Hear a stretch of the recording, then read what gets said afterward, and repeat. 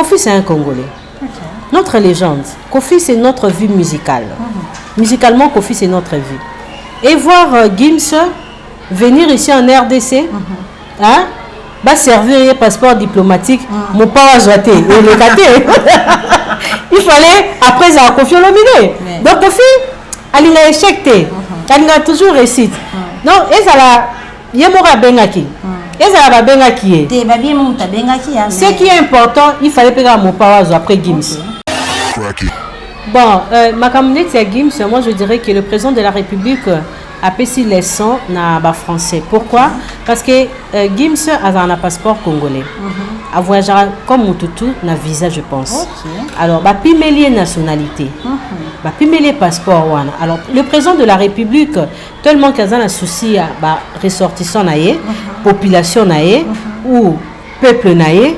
Accordé par français à PC Gims passeport Oyo Gims a autant moi partout à Sunatina il y a visaté et moi je suis pour n'engue ba remettre qui Gims passeport wana mais divergence c'est ça par rapport il y a comme Gims à l'obake il se sent plus français que congolais mais effectivement Gims c'est un français il est parti en France à l'âge de 2 ans c'est normal à se sentir comme français la français n'est pas injuste à l'égard de Gims. Et le président Fachi a payé les sons à Bango, a abandonné, tu es congolais, viens dans le pays, français, au côté ici, jet, au côté ici, disque d'or. Nous sommes pour faire le bar à son jet privé, tout le monde a été tiré pour faire le bar à disque d'or, mais disque d'or en Azouat. Non, non, fallait jusque-là, je disque d'or. Tu as ôté. Espérons na réédition à Tokos d'Arozwa. Parce que moi, je vivi Kabasali promotion il y a Tokos D, à Fouti, cinéaste américain. On est bien. Vivi voilà, tu veux, Basalé, qui est Tokos des Zoya réédition. À Fouti, tout Basalé, pour des américains, américain, Basalé, l'eau filete. Ça, c'est connu. Qu'est-ce que Fali va apporter à Vivica? Une femme célèbre. On va apporter Nini. Et puis, nous avons dit américain ni américain, c'est du faux. C'est une vérité. Parce que les artistes sont là, il y a des Kofi Vanda, Mutuboe Vanda, Baroyemba pas faire. Est-ce que faire encore Yemba Baonte? Mais ce babi faire et Vanda, Baomba Yemba faire. Akoyemba va faire. Mais. J'ai pas Yemba faire. Bon. Et moi, bon, je ne sais pas, mais c'est une réalité. Que ce soit le mission sur JB Vanda, Wera Vanda, Kofi Vanda, Fali Vanda. Wera Yemba Ferrete. Ah, regardez. Ce qu'on fait à Yemba Bino, faire à Yemba Bango. Mais c'est impossible. Ce qu'on va le faire, yo Vanda, Fali à Yemba, yo Kofi à Yemba, maman pas c'est bandit. Et bah 0 et puis ça m'a fait. Même si que Virginie Manganga, le coup la balingité, nous salé la biso choix ya bien bien c'est la biso 3 ambassadeurs. Qu'est-ce que poni ferret? Bon ferret moi aussi. Na père à 3 anagnos pour moi ici là. Les alarata? Ah bon? Oui, babi misato. Oh, c'est la biso mibali. Non, que papa chéri. Papa chéri. J'ai bien piano. 2. Un piano héritier. Déjà fallait différence c'est ça. Quand on y a Betty Waneza soirée, est-ce que tout le monde est pensé? Oui. Est-ce qu'à Betty, s'il vous plaît, est-ce qu'à Betty n'est pas Shakira, ba Betara ba Bill? Non, parce que ba Bill na ba Shakira, ba Betara ba hymne national ya Cannes. Et puis si quand tu as ba critiquer, quand on fallait que et toi zala.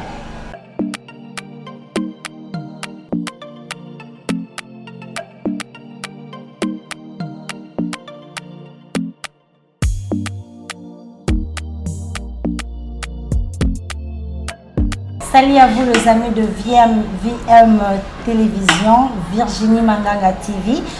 Bienvenue na bino nyonso to bolinga kabiso. Lelo toza na bino na émission na biso ya lelo. Oyo wapi na yambeli bino mwana ya mboka o bolinga kamingi Virginie Manganga moi 600 microbes. Avec elle nous allons parler de tout sauf rien. Sur ces bon message c'est la vôtre Bibiane Bola.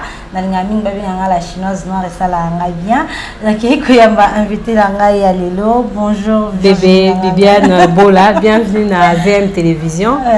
Merci désormais hein on a Bibiane on a différentes émissions. Merci Nazawana juste pour répondre à tes questions. Na moi déjà moi 600 microbes. Waouh. Et où tu vas? Non, yo ka zo Virginie Manganga moi 600 microbes. Moi 600 microbes nga lobi. Non fona tuna 100 microbes. On fona tuna question na 100 microbes. Bon, bateau ba consommer biso, ba dinga be mission na biso, ba apprécier biso. To bateau peut ba détester biso, ba zanga ba surnom. To sentiment moko ko sala ya bambi okombo. Sentiment que ça a commis phrase mot kitoko pour te faire plaisir par rapport à au PCA. Moussoupé, tu as servi un travail au PCA Kanda. A PCOP combo mo to akomelo et le romo boy. Mais soit bi dans un sans microbe effectivement bazap a raison. Et on le je suis sans microbe parce que je suis toujours une femme qui respecte ses amies femmes, qui cherche l'émergence de ses camarades femmes. Une femme à soutenir culture congolaise, à soutenir musiciens sans exception. Donc je n'ai pas une couleur. Nazana pencha mon roté. Et ils ont raison de dire que je suis une femme sans microbe. Et puis, nara propre. Propre ma case. Merci Virginie Manganga. Virginie. Oui. Lelo Virginie Manganga journaliste. Idée wana ya okoma journaliste banda rondé. Wow, na le bande de Monsieur Belé. Pour moi la télé c'est une histoire d'amour. OK. Pour moi la télé c'est quelque chose que j'ai commencé à apprécier depuis mon enfance. Na la télévision té parce que comme qui tomoko ba basinyoso ba komo le kana télévision té nga vraiment depuis na ramo na muké. Je me rappelle clin d'œil à mon ami Chako Wembi en France. Aïb Sarabato Abibo Ebiete ngam na ebie bien. Tout ça l'examen d'état na moni ba film Raga ba ko ça reportage les rares après 4 jours ba journaliste ba ka ko poser quelques questions na ba finaliste et j'ai dit à mon ami je serai aussi comme Basio donc et pour moi c'est un rêve qui s'est réalisé vraiment yango moni ata mafinga ata bat bazolingo kwea ata bat bazoluka échec na yo parce que bat baluka échec na ba façon belé okoko vanda boye ba bambio Virginie Manganga moibi ezapo ki ma télévision Virginie Manganga lesbienne ezapo ki ma télévision Virginie Manganga lingara affaire ezapo ki ma télévision mais est-ce que ba vague wana nyonso ba belobi o ba mission ba mo balobara ba suite wana nyonso je suis toujours dans cette profession ça montre comment nazoango au cœur n'apporte au cœur et puis le travail a une importance mingi ke ben suite bloro tout balinga ko accuser nga wana donc j'aime mon travail divorce et zalaté donc comprenez que c'est Tinati donc voilà Virginie Manganga balwa la commentaire mon boy Virginie Manganga la voix douce nalingande ngulubaka Virginie Manganga moi c'est kitoko ba msusu bien depuis yeba ke azaka na voix kitoko comment ko salela ngona ndenge moko ya mabe pour séduire. Non, ma voix c'est naturel et je me souviens il y a une fille qui m'a insulté à lobby d'ailleurs peu au cigarette pour mon nzamina donc nzambe aibi ndenge ni asala mutu mutu mususu soki asiliki akomi kitoko mutu mususu fa kanga misu pa koma kitoko parce que ngamona za sona za devant miroir na mona na koma su kitoko sona seki parce que loko bat balula mingi za sourire et puis eza voix donc na exagérer nanga te c'est tellement naturel et des fois ba commentaire ya bato et ça kanga passi na ndenge nini okoko kotalit na messenger okutila msusu 50 messages bat ba osaloka ebeloge dernièrement un petit garçon mongabi vous allez me faire pleurer j'allais même pleurer moi-même à la maison dans autant ba commentaire beloge les cas qui tellement estime les cas qui respect les cas qui nesi bango s'il vous plaît bon les lisanga et commis de trop babi nanga babi non ozo mériter yango Ozo mérité tout ça le bel joie les autres ko peso ezara yangwana. Donc ma voix c'est naturel, je parle comme ça. Exagération ezate ezara ngai. So ezangate oko remarquer na émission mususu na olobandenge mususu, l'émission mususu na olobandenge mususu, mais ma voix c'est naturel, c'est un cadeau divin. Zamba eba que je donne cette très belle voix à Virginie Manganga, elle va parler devant tout le monde et puis receper sabat. Donc zamba ebi pourquoi pesa nga voix oyo na bomba ngwe pa na bisote na tika na raté pour na bana nanga mais na servir bateau. Bat bayo kangwe puis ba sepela. Merci Virginie Manganga. Nathan Obino Banda qui télé, pour moi c'est pour journaliste, elle est à la télé, tout le monde a une chaîne Mokoboé, il faut à la Choco, à la Pembe, prévenir que tout le monde a battu belé, puis à la chaîne Mokoboé, chaîne en existence, je ne sais pas si elle existe, par contre là on a produit. Donc, est-ce que c'était facile ou non pour Kota, faut bimana DG, est-ce qu'il y a combien d'autres membres? Bon, il faut toujours avoir respecté tes principes. Et là, on a l'ingaka kana vie professionnelle nanga, na dirayate, na tika na ba principe nanga. Quand j'ai embrassé la profession, dans un nanga moi aussi à collègue moroté et je l'ai fait. Dans un nanga moi aussi à chef moroté et na respecté yango. Bon, c'est important ça que un jargon journalistique. Choko Pembe bakolata banini eza ba jumura ya mike. So yomoro lobi que non na tchachoko eza yomoro mais la déontologie ya ba journaliste ça nous demande seulement d'être intelligente, étudier, respecter les normes journalistiques mais makambo etali ya po eza nango cosmétique ya nango tinate. Est-ce que c'est important journaliste pour avoir une chaîne mo faut za choko? Bon, au moni ba DG ba to belé ba yako comme ba patron ya ba chaîne ba induire pe ba fie belé na erreur. Alors, le patron belé, comment il cause un journaliste par rapport à goût, préférence, il y a disons voilà. Donc, il y a Pembe, à chaîne, il faut passer à Pembe. Pour bazana nous bassinaer avant baza ba journaliste. Donc, il faut qu'on place des corps, place on a bien. Bazana nous bassinaer, nda comme si on ba journaliste. Mais mon toi, as journaliste, attends, comment moi c'est patron. Aza lolingi na royela soki patron rolinga ilinga na lolingi wana mais ça que au tcha droit de veto moro na vie physique na ye et aux à moi passé mais moi j'aimerais que casting tout choix ba journaliste ils a la plus côté moral ils a plus côté intelligence. Merci beaucoup Virginie Manganga Maya.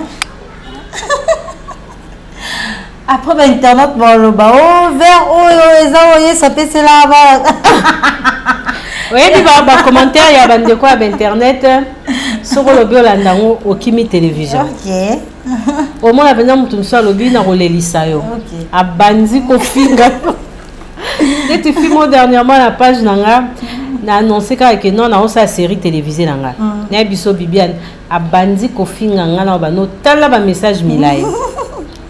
Azini ka temps fingo pamba donc sur le bureau ndaba ba bloc ala nyoso bazo sala ngo po ba lembisa. Alors il faut être une femme déterminée.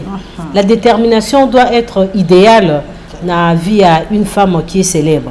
Ba insulte ba bloc msuwana et ko za na ngo eloti. Virginie Manganga, à partir de quel moment as-tu entamé une carrière professionnelle? Tu te dis vraiment siko ndengai penza et l'on a ligné penza yango. Bon, na singara toujours merci na antenne A. Oui, za chaîne nga actuelle na zo sala. Ata un jour dans une antenne AT na kolobara ke za chaîne moko et rééduquer nga. Et za chaîne moko et sali ke na respecter encore ba normes. J'étais dans les normes mais il fallait beaucoup de corrections. Quand je suis commencé na antenne A, j'ai débuté avec l'émission Étoile du week-end. Alors, il fallait qu'on soit correction. Qu'est-ce que je faisais dans Ziki Sabango? On a qu'on ça la thé na Étoile du week-end. Et bato batala kanga bayebi qu'il y a un grand changement. Je dirais que depuis na comme antenne, je me sens vraiment professionnelle et estime na respect et comment les sous baki sama. Donc, et comme il y a un moment, ce que tu fais dans l'antenne, c'est mieux que aux na canal Kim télévision. Donc, je dirais depuis dans l'antenne. Ok. Oui. Merci. Depuis aux antennes, est-ce que ou à peine un mauvais souvenir, tu te dis que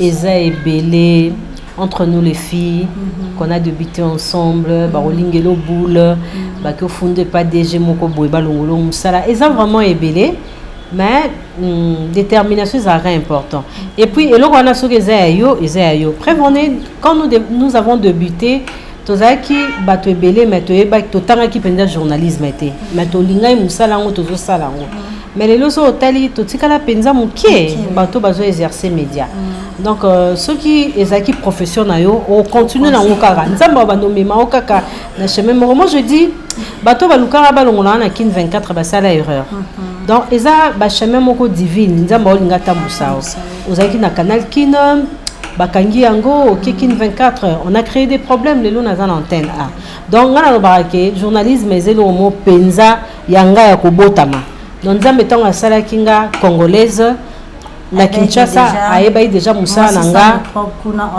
oza journaliste et comment tu t'es définie par rapport aux autres?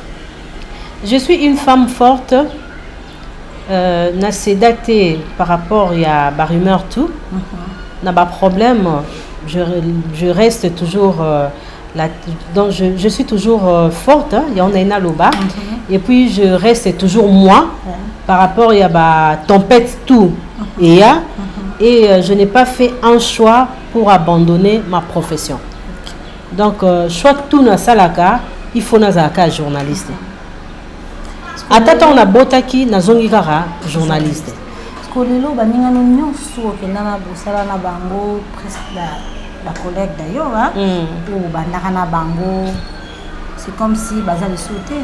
Bon, la vie c'est un choix, d'autres personnes ont fait le choix d'aller habiter l'Europe, d'autres personnes nature et salikara baza et sauter et nga nature et salinazala je dirais seulement merci à l'Éternel parce que na kokape ko zalokwa baninga mususu. Et ça me fait plaisir ne batbalobara Virginie bozaki belé mayo tikala. Les ablo mo ezana ngo naturel ou força ngote. Par contre ota pe na banye ote koleka tant mususu batbaza omona ngande na osila. To yenda kosala elokote. Donc nde to bara tout eza calcul nzambe. Bande ko pe lelo lem mususu bazo kanate mais lem so après 2 ans bakoya koyoka na su koleka ngai. Bakose quoi en fait. Voilà bakose quoi bakoya lisusu mais moment o nzamba lingi ezala nanu boye. Et puis on a il faut beaucoup d'intelligence, beaucoup de sacrifices. Parce que télévision, ils ont qui cité. Somme talobino pour passer à la télé, que ça la carrière à malam, ils ont qui cité. Ils ont déterminé, hein. Et puis koyeba oyo lingozala. Nga nalobara toujours, nga avant à 1h du matin, libanda na oluka na ose l'inviter, hein. Que tu as un rendez-vous moboya lubina zela eto azo beta concert moboye lokwa nazaka na besoin fona yambe je me sacrifie na ovanda libanda ti 1h 2h du matin parce que fona mon invité nanga a confirmer nga to so la nae donc moi je suis comme ça et TV zaki cité ezaka kolinga musala ko yokape et ko zope ba o baza ba meilleur comme ba modèle ko se référer pe na baninga ceux qui Virginie Manganga opi ko ba pe ba meilleur o ya bateau ba journaliste yo mona journaliste na domaine anga wow basé belé na rotanga langa même plus hein basé belé plus te mi balé kaka mi balé ya mami ya Hélène Kalema ya mami za génération non ozo ba génération nanga en tout cas la génération nanga batu ba présenter sauter hein natka nga moko na représentera bango aigle de sa génération je pense yo lobi na oboyate parce que bato oboya ndeni bazali sauter donc yo zawana bango bana se ozo batela bango na wina ba okuta ngai et puis voilà la génération nanga Henriette Akenda Hélène Azali Laura Zate tous ay moi belé ba Nicole ba Huguette belé ba Kepoto nga zanga ya Kinshasa et lelo soko lo bozwa na okaka ozwa ya mami elela na nsusu oui ya mami Hélène, hein? Oui. Ok. Merci beaucoup. Et, chers internautes, Nena nous c'est venu le campement pour boy. Qui sont Virginie Manganga, Mutamaboki. Là, c'est m'insulté. Mais non, non. Tout le monde est sous. Oh! Tout le monde a na Kalisa na 2011 na RTNC. En Kalisha. Oui, na Kalisha boye okima. Kalisha c'est là kaka boye mbongo ezalaka te, sponsoring ezalaka te. Non, les sous sont na maboki. Le cinéma c'est une partie de moi. J'adore. Tenga ça la maboki te. Donc tu capes jamais au ça maboki. Il y a vraiment série télévisée. OK. To tourner on a ba norme, to combien on a ba norme. Prévenez Tozo ça la deuxième semaine de tournage, nous avons réalisé que 6 épisodes. Et puis il y a 25 minutes. Pour dire que le cinéma, pour tourner le qualité, qu'on a un jargon cinématographique, qu'on n'a jamais épisode mort un jour mort. Et moi je ne fais pas les maboké. Mais je l'estime, le respect, et ça, il y a régie des OC. Il y a régie des OT. Il y a un autre colline, maboké. Mais ça, il y a un contre parce que va améliorer penzate va changer te va zo pesa biso excellence te ba blanc moko eza classe te hein ezaka na moi ba erreur à mike puis c'est la même chose au to bandi ko tala na olinga penza na tali film moko na bi wow oh donc on doit tala no ba film non ba ça va bien te. Ah bon? Mais je te dis, bah film au total, bah Ursule, bah Dinana. Je l'estime à toutes les femmes. Je respecte la femme. Okay. Moi, si toi, Lukara a émergé dans le domaine moko, on a attaqué ma boucle, on a commissaire. Mais je suis la complète dans ma boucle. Bien même que Virginie Manganga a kokané pe marambangote. Il y a cinéma au kota kapo bimi. Te tout on avait déterminé. Film Kalisha Ezali, c'est un bon film, mais bien ça en a de partout. Parce que dans le travail, on a la qualité à bien à l'époque. Les aïeux qu'il faut les canabats TV. Ce que bah TV a peu bah mais ça na bon la maman boké. Ce que biso to dans ça ma boké. T'es pour appeler ce espace passé. Mais actuellement j'ai ma chaîne. Hein? J'aurai même une chaîne bientôt, Galaxy Plus, place au bandocha ba film biso. Et puis projet Ezali les Canal Plus, na A Plus. Donc on a Canal Plus na A Plus pour banque ça va battre. C'est ça pour la banque ça va tout. Quand une élection dans Maboké TV. Je vais voir. Mais Maboké TV non nous. Tous a idée la montée. Parce que Maboké TV élection Maboké. Biso pe ya biso ça on est Maboké té. Voilà et pour c'est en Kimongo. Va te bérer bazo comme na page nanga. Merci. Et pour c'est quoi? Ils appellent là ils vont moro sangisa nyonso na kati. De to barabi toto li fo toto nyonso ce que punde to pesa ngo bon parce qu'il y a une maison où habitent 4 femmes mutola mutaza na genre ya vinae mususu aza une femme chrétienne mususu aza étudiante mususu aza une fille prétentieuse mususu azali une gourmande ali kolia ningi alors so tali même déjà c'est Rango, il serait au Tsela Bango. Virginie Manganga. Matondo. Je m'appelle Matondo dans les Bongo. Voilà. Tozu ba kombo ya ba chaque province. Les loso babi Matondo au mon ambamo province ya Bakongo. So tolobi Chibola. Au mon ambamo Kasai. So tolobi Sakina au moni kuna na ba est. So tolobi Bolumbu au moni Équateur. Alors Matondo, tu as vu que Bakongo Babarami ba hypocrite. C'est moi, mais naebi na mamba Bible la montée. Tozu Bolumbu, c'est une fille.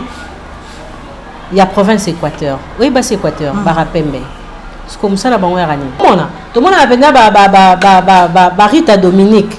Azo jouer na piscine, à la team maillot de bain. Oui. À la team bikini nae, ne lo ronaliko et un film. Après film maintenant au monde bongoté. Il y a moi ça il force ya film en Nigeria. Mais le reti ba te belé pour mon hôte au moninga ba ma biso yoka. Ba ça la film ya ba chel. Est-ce que ba appelle ni ba chel? Ba ta bla ni kusiti. Ba ça appelle oyenge. Pour ça l'oyenge penda ba chel par rapport à ba film en Nigeria total là. Correction c'est belé faut ba porter na ba film na biso ya ba et déjà nous allons ba boye ba internet place bazali ming ba comme déjà ko beta mutema to ko zo mu colonie ni epunde bon epunde déjà tous en mois de février ouais. avril mai ah Virginie Manganga oui on a surtout nous ça va différence mais ça nous sala makasi je te dis parce que yo pas tourner au mona yo moko eza musala makasi na zo journée mobimba to sala ka 3 4 états ba sala déjà le ko bo sala déjà épisode moko to première partie bo bakeli bango déjà bazala nango déjà lingi bon te bato bazo zelango bani bazongo ka 10 il y a une dame française a zelango pena mobimba ah non et comme si maman dame française kazo la belle na canal plus ngaza mona ina mes frères ya ina ba edenga na mambo ebele voilà et puis on travaille une équipe trop professionnelle.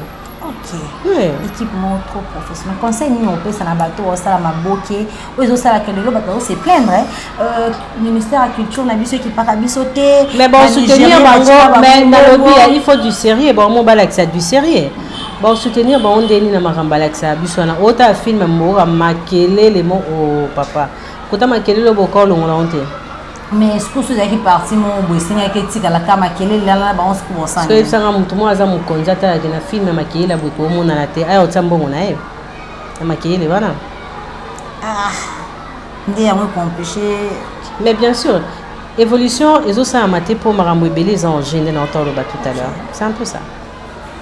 Merci beaucoup chers amis internautes tout qui a Virginie Manganga moi temps to ke na mingi donc j'espère que vous comprendre et pour des anini donc vous zelango vraiment maboka ko fungwama vous serez pas dessus babi bokomona bo salité kuna na kati donc mélange wana et puis ba o puis ba sala bien té donc vous s'abonner déjà na chaîne vous zelaka epunde parce que ko aider bino pe bo améliorer vous ala karaté que ngai ndi non tant que monelo mo boya bien et même on peut pas na yo et puis aider kaka musala ngo kende boso Virginie Manganga nazongilo na partie on a la ligne komi na ligne yote la maboke la barola mais bien moi je fais pas le maboke bon moi vous mata maboke balingala na maboke et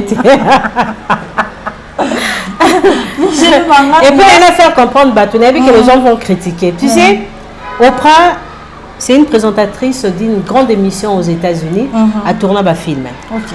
John River, Azaki présentatrice, il y a une émission Fashion Police à Sala Cinéma.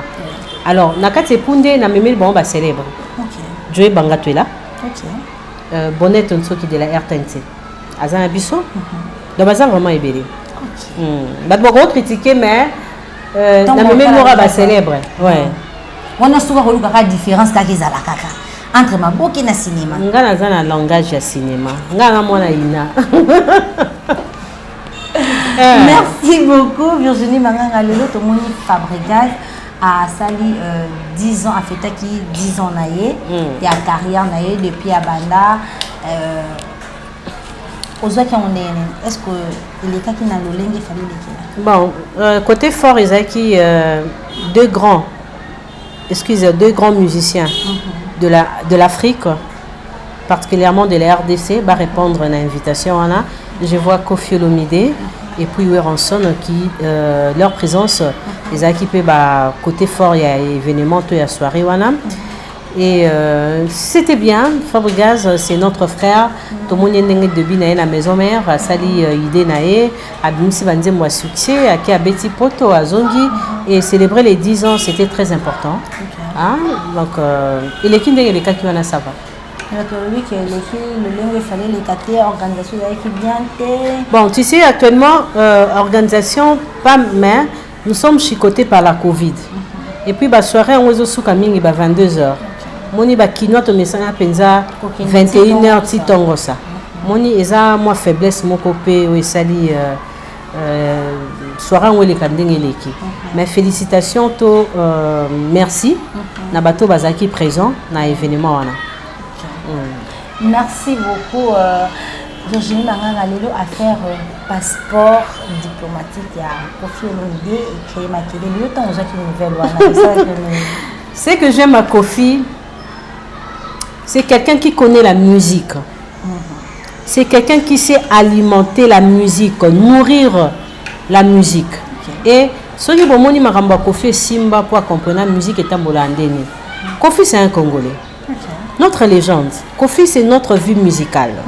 Musicalement, Kofi, c'est notre vie. Et voir Gims venir ici en RDC, hein, va servir un passeport diplomatique, mon pas à joiter. Il fallait, après, ça a Kofi nominé. Donc, Kofi, elle a échecté. Elle a toujours réussi. Donc, et ça l'a, il y a mora bengaki. Et ça l'a bengaki. Ce qui est important, il fallait payer mon pas après Gims. Kofi a après Gims, c'est ça. Mais, le roi va bander na Gims. Mais Kofi a fondateur, mon soir aux oreilles zoté. Non, c'est quelqu'un qui a mis sa valeur. Après qu'on a raté dans le Camboyo et au ça est bien. Les lois et ça Kofi bien. Et après toi qui lit César Moulaï, d'autres artistes vont payer sa bango. Mais Kofi a joué. Donc il fallait ramener Kofi Simba nele Simba. Mais bazo ima balobi Kofi a sa nationalité française, Gims et puis Dadju comment on va causer la ambassadeur. Bon, ma communauté à Gims, moi je dirais que le président de la République a payé les sons na français. Pourquoi? Parce que Gims a un passeport congolais. A voyagé comme Mututu na visa, je pense. Alors, bah pimélier nationalité. Bah pimélier passeport wana. Alors, le président de la République tellement qu'il a un souci à bah ressortissant naé, population naé ou peuple naé.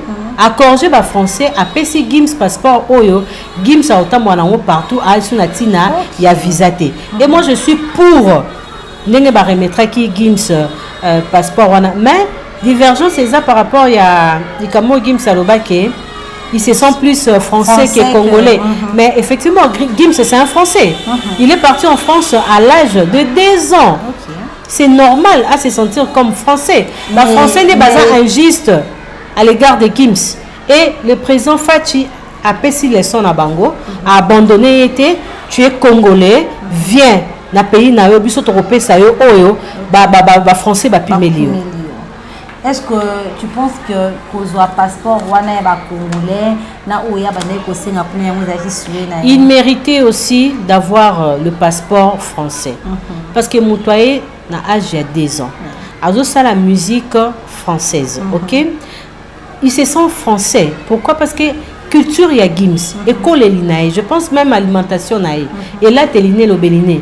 C'est vraiment français. Moutake na âge de 2 ans. Mais il m'a fait à l'oba na interview moko te créa qui polémique tant facha yamba ki bango ko yé ce qui a que libanda a représenté drapeau français que et non drapeau ya RDC. Mais ils ont famille d'accueil dans disons ils ont pays d'accueil nae. Ils ont été deuxième patrie nae. Awa Gims et le resali azala na connexion na ba congolais c'est plus sa musique. Soit qui pendant musicien te connexion ngoza pendant ndenge ezate. C'est normal à se sentir comme un français parce qu'il fait pas la musique congolaise, il fait la musique française. Donc ma ramener tout les ans en France. Bon moi on a nyoso, allez qui sont en France et France il faut épessaini. Ba français n'est pas injuste. Ozomona mais c'est que j'aime même si ce sont français. Même si moi lobby yango. Mais dans ma émission mingi les Congo revient toujours dans la question. Tu vois? Parce que quand on parle de sa famille, son père c'est un artiste congolais. Donc, on a Congo et l'Andaraka dans ma famille. Ate mo pe Gims azolinga kima, mais Congo ils ont collé kaka. Donc c'est un Congolais polémique wana o ba benga ba mené wana. Ngala on a na sens té, c'est un artiste qui a la modestie. Na niveau à Gims a la simplicité o artiste belé bazan la ngote. Et lelo Kofi légende de la musique congolaise. Hein, abengi Gims numéro 1.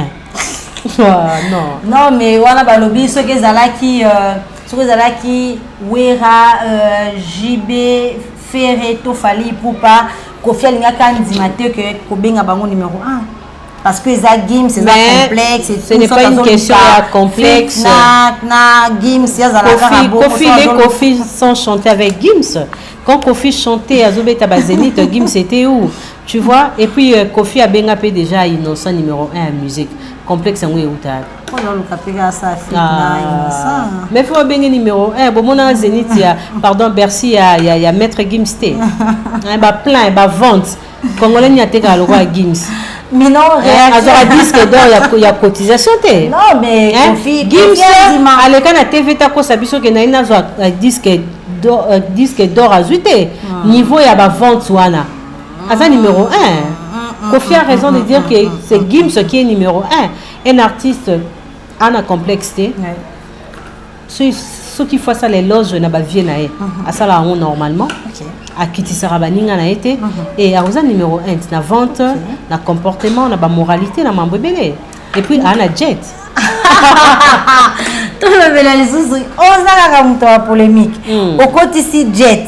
Au côté ici bas disque d'or. Nous sommes pour faire le bar à son jet privé. Tout le monde a monté les lots pour faire le bar à disque d'or, mais disque d'or en azouat. Non, fallait jusqu'à là, un disque d'or. Tu as un hôtel. Espérons na réédition à Tokos d'Arozwa. Parce que moi, Vivi Kabasali promotion il y a Tokos D. À Fouti, cinéaste américain. On est bien. Vivi, voilà, tu veux Basalé qui est Tokos des Zoya réédition à Embina. Fouti, tout Basalé pour des américains. Nabi, américain, Basalé l'euro fileté. Ça, c'est connu. Qu'est-ce que Fali va apporter à Vivica? Une femme célèbre. On va apporter Nini. Et puis, nous avons américain ni américain, c'est du faux. Il a payé, c'est normal. Aébi marketing et l'oronae a attiré Batouba Monake, ils ont danger, Vivi Kabasale. Ils ont danger, t'es va foutité. Yo peux vous en bon, carnet d'adresse, ebi manager, ebi manager à Beyoncé. On va bien faire le bord. En fait, vous avez la paix. Non, pardon, la bonne. Mais c'est normal. Polémique. Réaction à Sankara. Sankara lobby que Kofi Olomide a mérité cause à la ambassadeur parce qu'il est arrogant, il est rancunier. Aza na bon terme te na ba musicien, aza ambassadeur oui. Ceux qui va lobby na qui a pour na ba musicien mo ko ba qui pour représenter RDC quelque part. Aussi longtemps qu'il y a eu kana na ba tuté, alinyaka ko za likolo ya batu, aliaka batu mbongo. Donc aoki ko za la ambassadeur ti. Bon, Sankara doit agir par rapport à la guerre où ils aura quartier latin Wenge. Parce que quartier latin na Wenge penza ba yo wana raté. So j'ai dit ba yo vendredi. Bon, Ngai na condamnera toujours l'artiste na biso côté égoïsme. Ils sont tellement égoïstes que ba barako privilégier ben terrain na bangoti. Aujourd'hui ils sont totalement na ba télévision libanda bato balanda info. Au moment na États-Unis, Ukraine na Russie baza na centre ya ba problème actuellement bato bele bazo banga est-ce que guerre mondiale est-ce que parce que tout le monde même Russie azo nga ko s'imposer en Afrique. Alors selon bakor na bango États-Unis dans disons Ukraine a un droit au quota na autanté mais ce que américain bazo tia droit de veto il faut ba kotisa Ukraine mais ce que Russie azo boya ake ate armes de guerre na frontière entre Russie et Ukraine. Même bloc rebelle déjà va dire qu'on tirer. Mais si on l'a dit au Royoka, secrétaire ya États-Unis na ba Russe bazo kuta na ba solo là pour ba sisa likambango. Hein? C'est ça. C'est la même chose que fait les canabartistes à la biso. Là, je condamne Sankara n'a pas raison de dire que si on demande à Kofi de porter un choix nabartiste pour aller représenter le Congo dans l'événement Moko, il n'y a aucun artiste que Kofi a repona parce qu'il a toujours des problèmes. À ce moment, moi, je dirais que Botia va prendre des côtés et comme il y a une nation. Divergence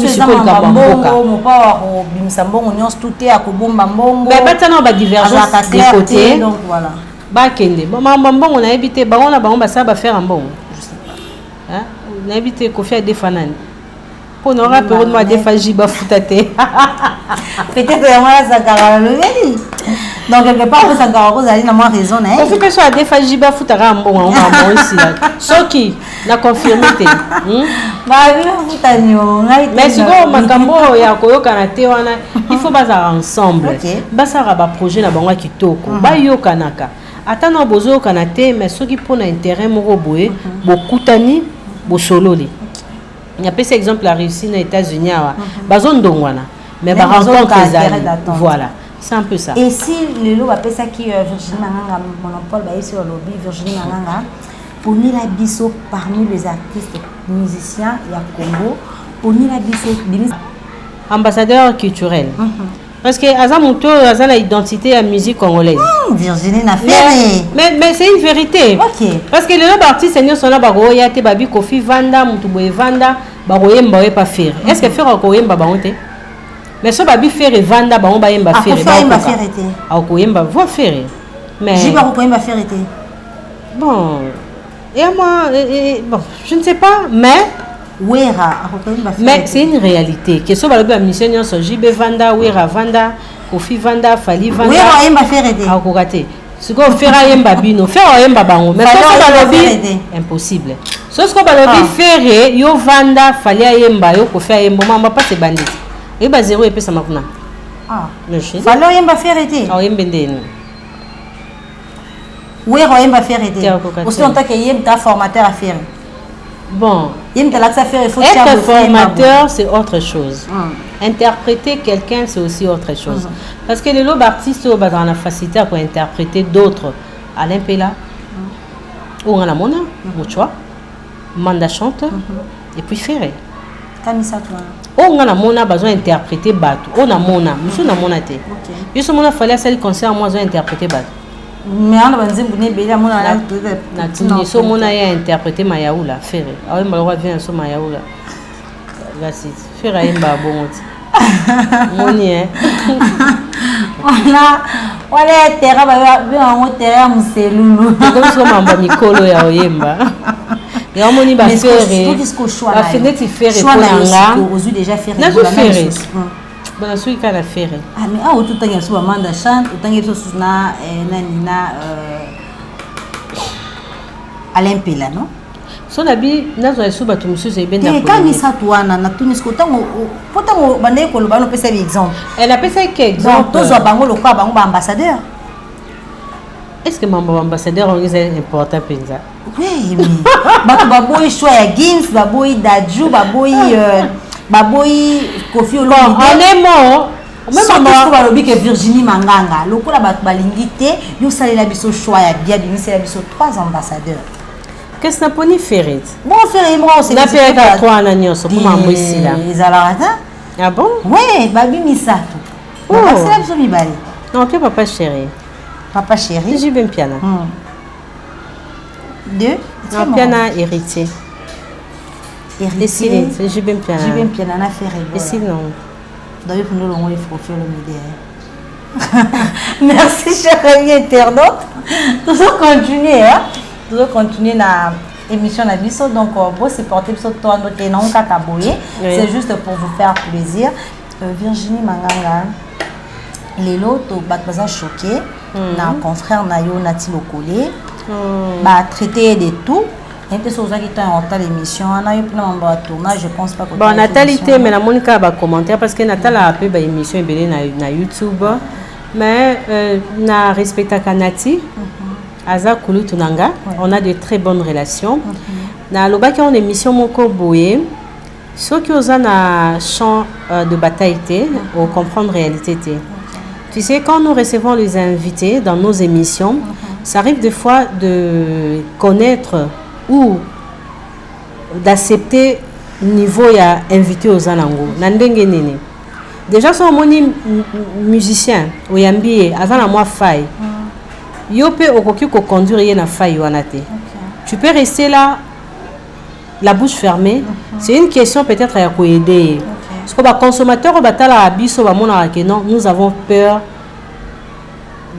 ya ba invité soit tel peut inviter bébé baleka ko mona zo sa erreur ba faute belé moko corriger pk wana te o cause na manière moko ya reporter correction par rapport à erreur nae alors moi je ne veux pas qu'on condamne Nati peut-être Nati a sauvé Kimutu mais à chaque émission à sauvaka fallait bon parce que batu balobi que fallait azalaka na plus na azara plus à l'aise pour la bêtise na émission ya Nati que na émission Moussous.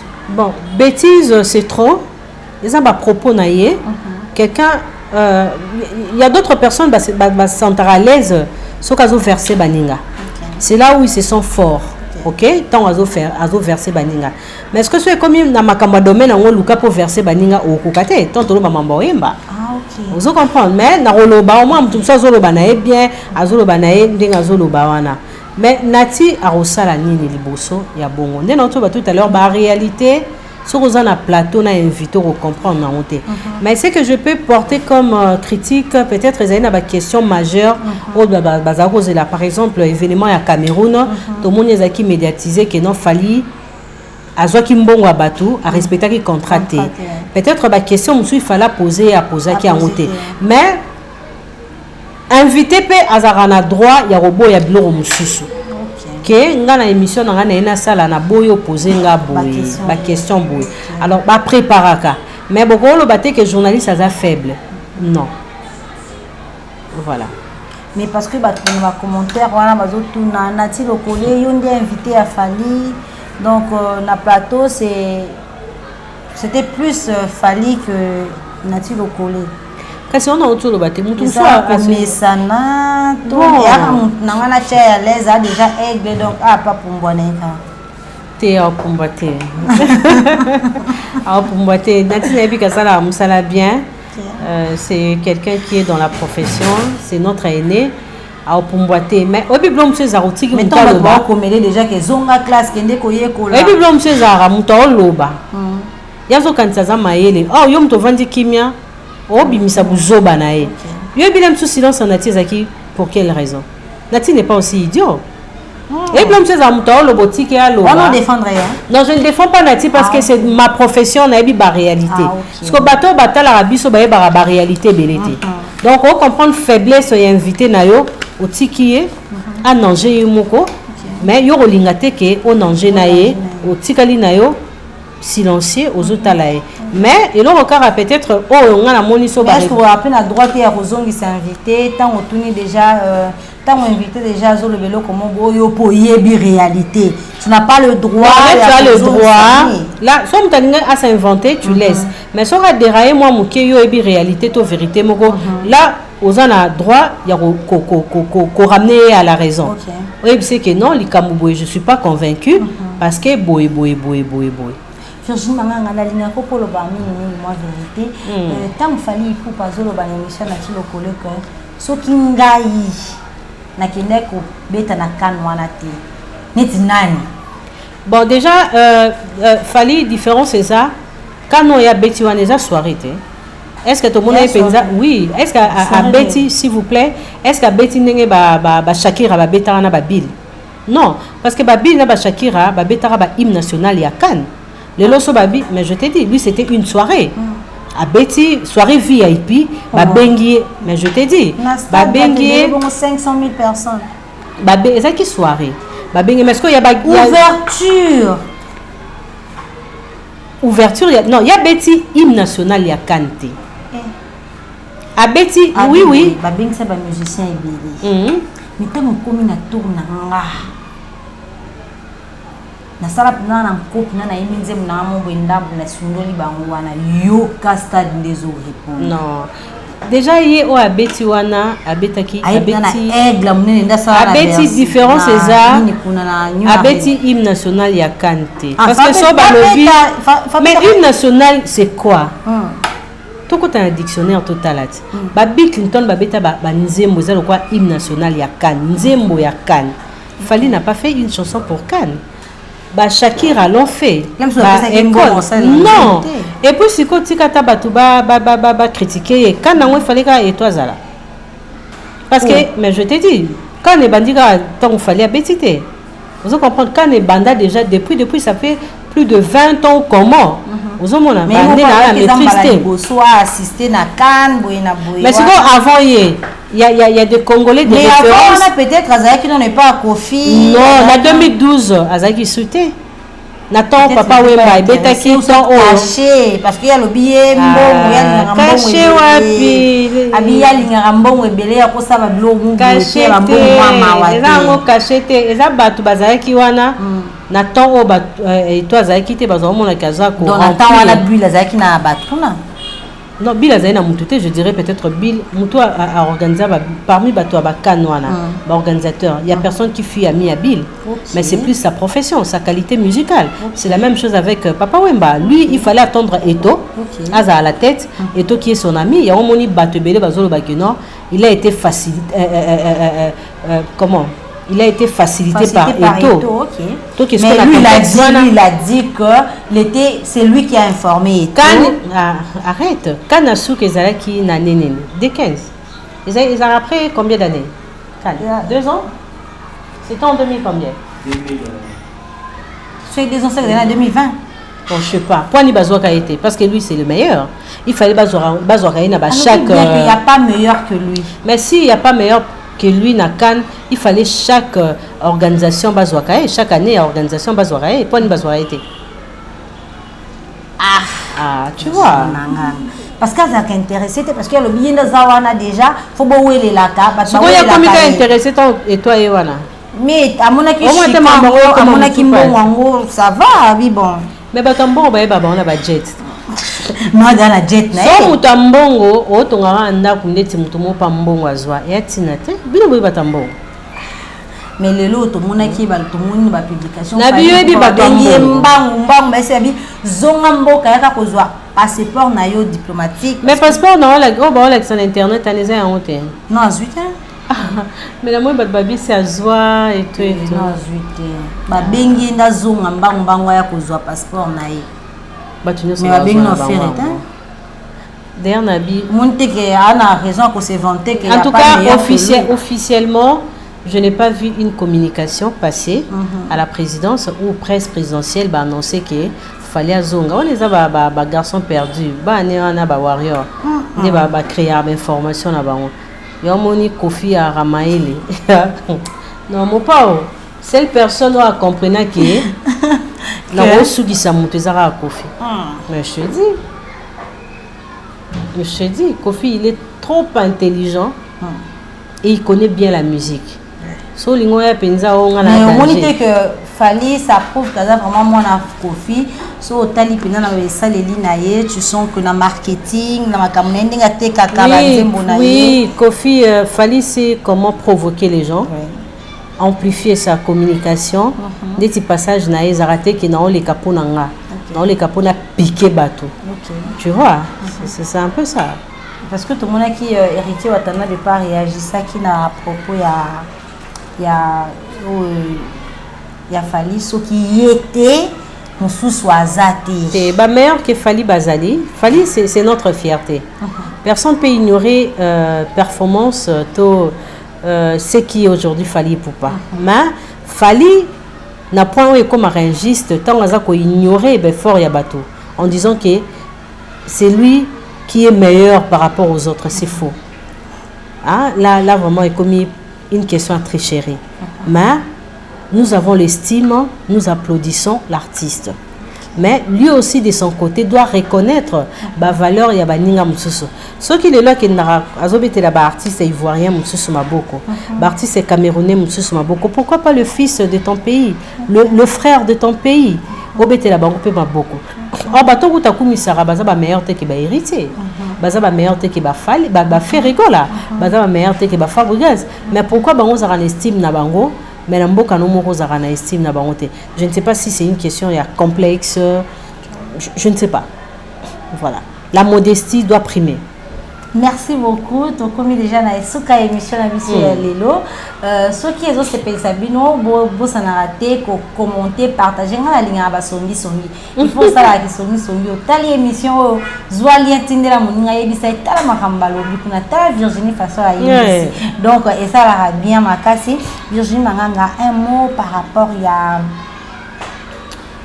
makambo ezos leka na musique na biso le lopé de son côté héritier à lobby muto akokani na ya azate et puis des troubles où ils ont ça là, tu penses que ceux qui ba passeport on va remettre bango pour na projet moko boy projet on est ko simba na ba réaction ya ba bon c'est quoi en tout cas il faut pas payer ça ba artiste en nyonso parce que mais bien sûr parce que so ki ndeto zoka ba opesa on a yoki ba pesi ba opesa cette passeport ba pesi déjà 3 et 4 wana ba bazotanga faire gola bazotanga faire wana mo temtoche tengate otozoyoka bazotanga faire il faut tanga da bazotanga wera bazotanga jibe bazotanga fali bon héritier yango na ina loba donc héritier aussi mérite so siko ba pesi ba ngote siko ba manda ba osilika na ba waze quoi dans un monde entre passeport en il faut basala ambassadeur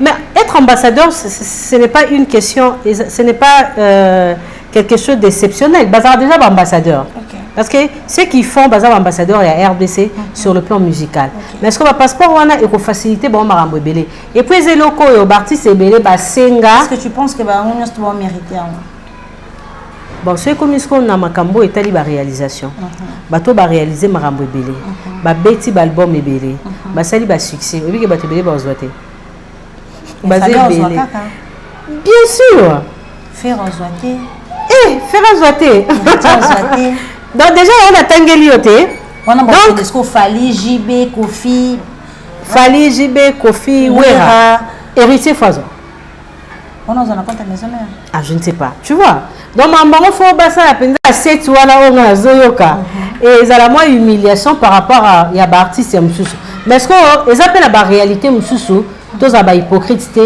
ils ont la bateau ba marqué époque ba bondi pour la musique oyo ba osa fierté na on a ba niveau moko élevé personne peut ignorer Weranson Jiben Piana Fali Poupa Ferregola on l'a pu faire et monter te bon ndenge nini parce que Michel on va faire na Congo zaemo et puis a roya après 100 ans monisco mabe ba pyroman et bunga rabo ezo kana et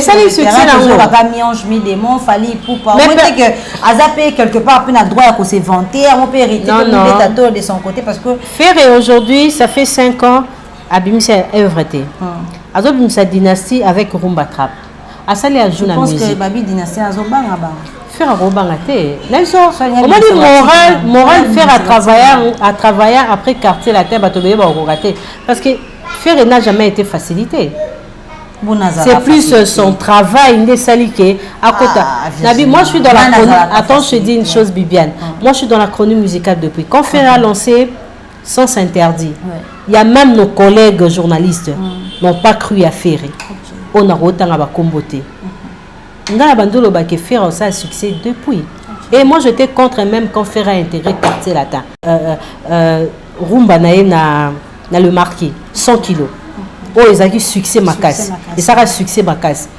dans un moment j'étais déjà contre son intégration dans quartier latin avec déjà l'avenir musical aux hommes sikoyo ba pisete ndeni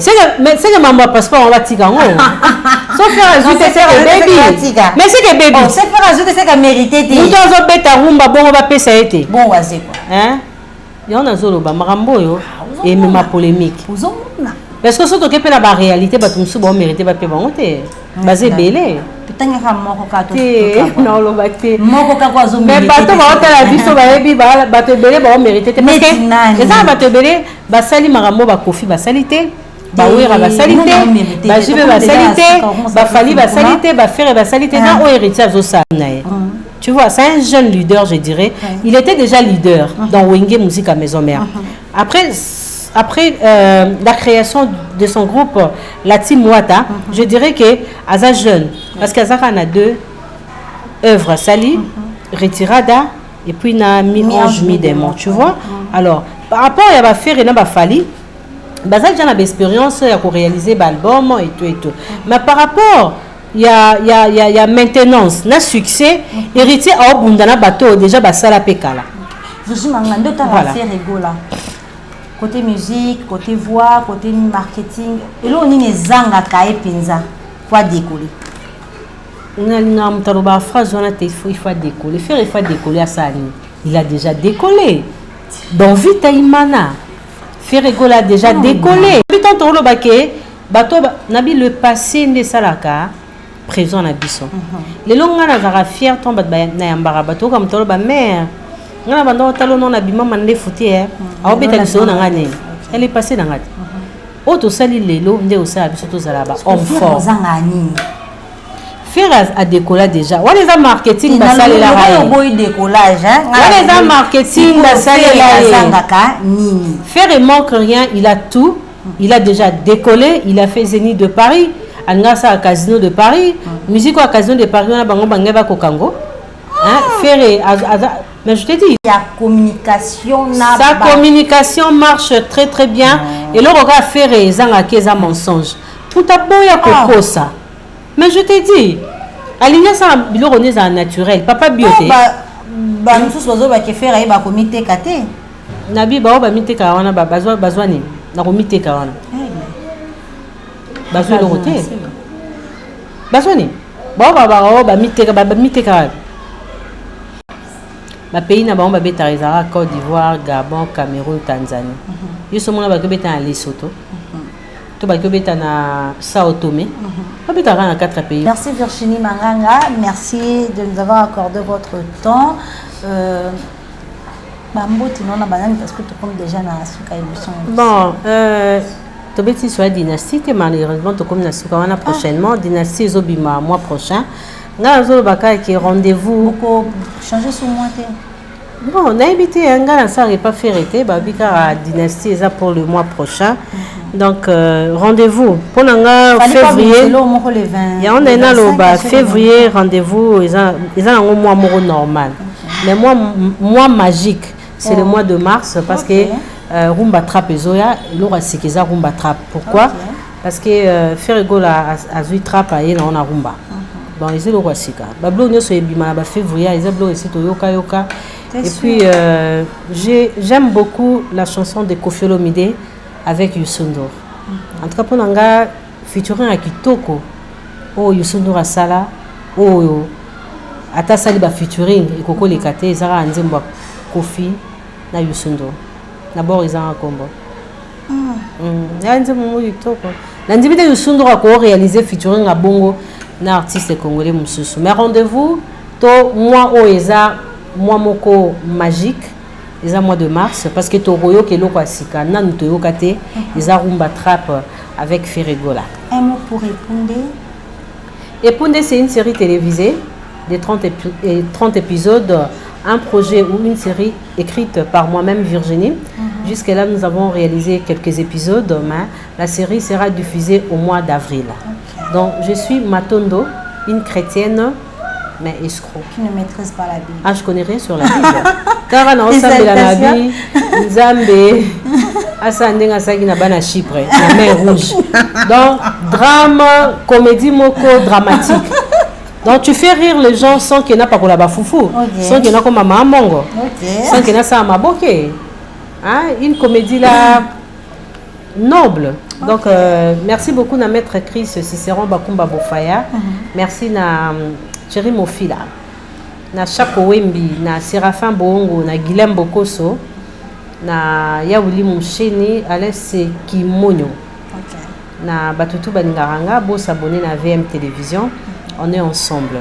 Et vos incites, ils sont interdits. Déjà, on met ça à l'angle. Donc, tokutana na mbala ya sima soki émission et sepeli si okozanga te kotiaka kisongi nazo ko insister ah bofinga ka pe po eza lokola mwa motivation moko boye bien sûr parce que ta l'émission te sans commenter so oza na mafinga déposer oza na compliment chawana et ko sala biso bien makasi libanga ezate à nous revoir à la prochaine bye.